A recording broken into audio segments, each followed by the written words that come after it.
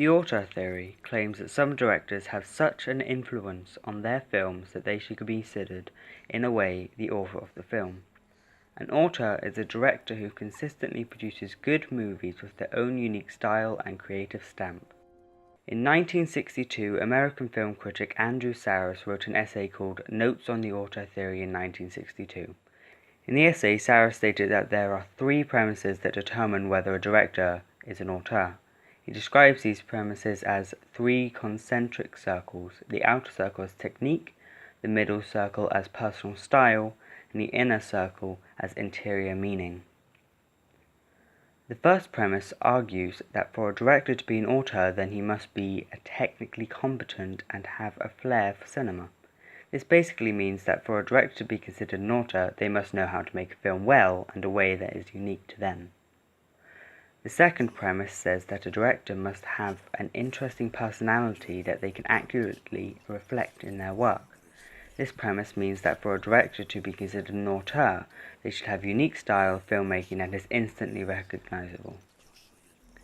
The third and final premise mentioned in Saros' essay is concerned with interior meaning. This is saying that an auteur's movie should have a deeper meaning that isn't obvious at first glance. It argues that an auteur's work should be considered art. Signatures also need to be considered when deciding whether or not a director can be called an auteur. Signatures are similar aspects of a director's movies that repeatedly pop up. This can include character tropes, design aspects, and many other small details. Taking all this into mind, a director I consider to be an auteur is Guillermo del Toro. Guillermo del Toro was born in Guadalajara, Jalisco, Mexico, 1964.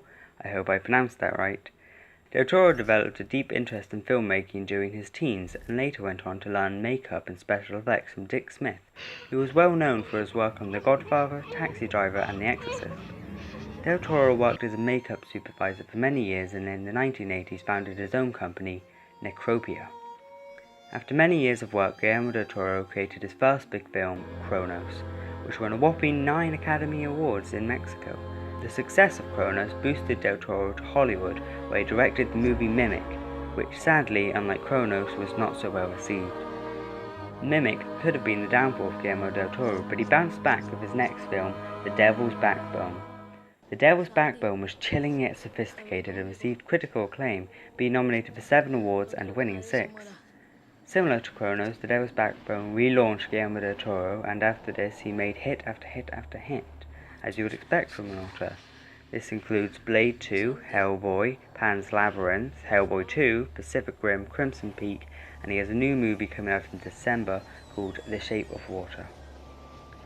Along the way, he has produced other movies, starred in movies, and written for movies, and he has also directed a couple of TV shows, including The Strain and Troll Hunters, both being well received. This shows that he is well versed in many areas of cinema and filmmaking. Now let's get down to business. Why do I think that Guillermo del Toro is an auteur? Well, let's look at this from Andrew Saros' perspective, and use his 3 premises. The first premise states that an auteur must be technically competent and have creative flair for cinema. Guillermo del Toro started movie making as far away from Hollywood as he could be, so he had to learn how to do his own effects because he knew that no one else was going to do it for him. Despite the struggles, del Toro's effort made Cronos a success. This shows that del Toro's technical competence is able to make a great movie despite limited resources. The second premise states that a director must have an interesting personality that is reflected in their work. In my opinion, this is truer for del Toro than any other director. Guillermo del Toro is basically a very intelligent and sophisticated child. He loves to create the most amazing creatures, environments, items, and costumes. He dresses up his actors like action figures in the most fantastic costumes, such as when he dressed up Doug Jones as the Fawn in Pan's Labyrinth, and Doug Jones as the Pale Man in Pan's Labyrinth, and Doug Jones as Abe in Hellboy, and Doug Jones as the Amphibian Man in his upcoming movie The Shape of Water. You know, I'm starting to see a pattern here. The point is that Guillermo del Toro loves monsters, and there have been unique monsters in every movie he has ever worked on. I think that's a pretty accurate reflection of the man's personality. The third and final premise proposed by Andrew Saros says that an auteur's movie must have deeper meaning and be considered art. Art is said to be an expression of human creativity, skill, and imagination. I believe that it would be a crime to say Guillermo del Toro's movies aren't art, because whilst compared to other directors he hasn't directed that many movies, it is clear that he puts everything he has into every movie he directs. Each one of his movies feels fresh and packed with creativity, from the complex Pan's Labyrinth to the action-packed Hellboy movies. The other half of this premise states that there must be a deeper meaning than what is shown. This is true for all del Toro's movies. For example, in The Devil's Backbone Pan's Labyrinth, he used the Spanish Civil War to show that mankind are the biggest monsters of all, whilst also showing big monsters. Guillermo del Toro is firmly rooted in the horror genre, and good for him, because he said himself that he wanted to be a horror director, though doing the same genre exclusively has led to some clear signatures. When it comes to characters, del Toro likes to use an outsider as his main character.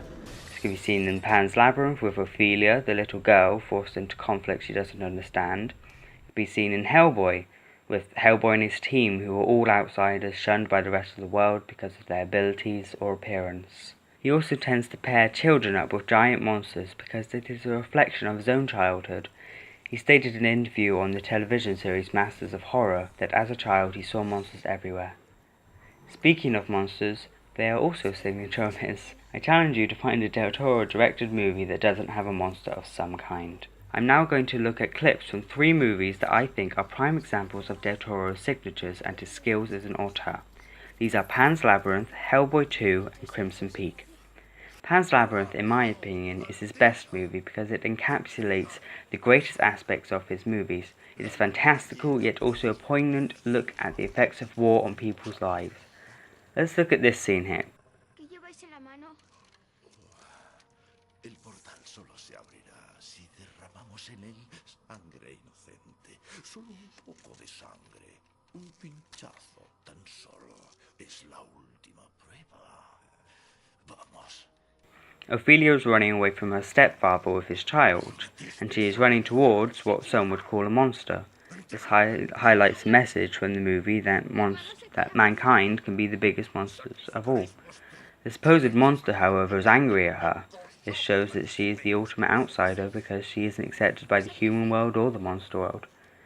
¿Negaréis vuestra cuna por él? ¿Él por quien habéis sido humillada e ignorada? Sí, la niego. Hágase pues vuestra voluntad, Alteza.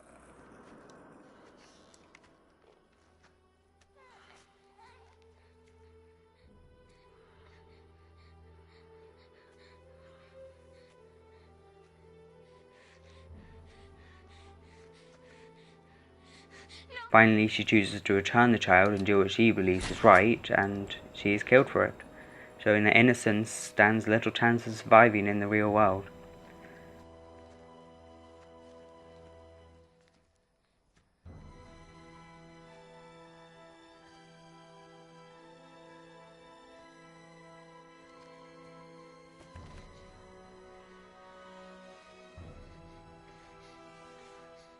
My second movie is Hellboy 2, The Golden Army.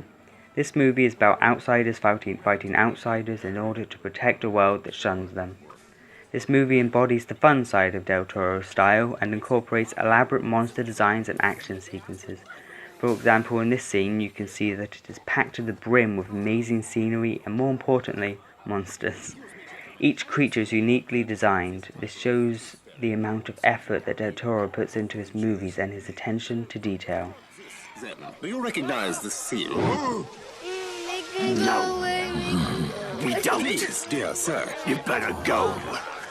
Now. We'll make it worth your while. Don't waste your time. This scene also demonstrates the action that is present in the Hellboy movies, and essentially monsters fighting monsters, very reminiscent of the way children make action figures fight, and shows how del Toro's movies have evolved since filming his toys as a child. The final movie is del Toro's most recent movie, Crimson Peak, which I would highly recommend seeing. In this scene, the girl, Edith, is visited by the ghost of her mother.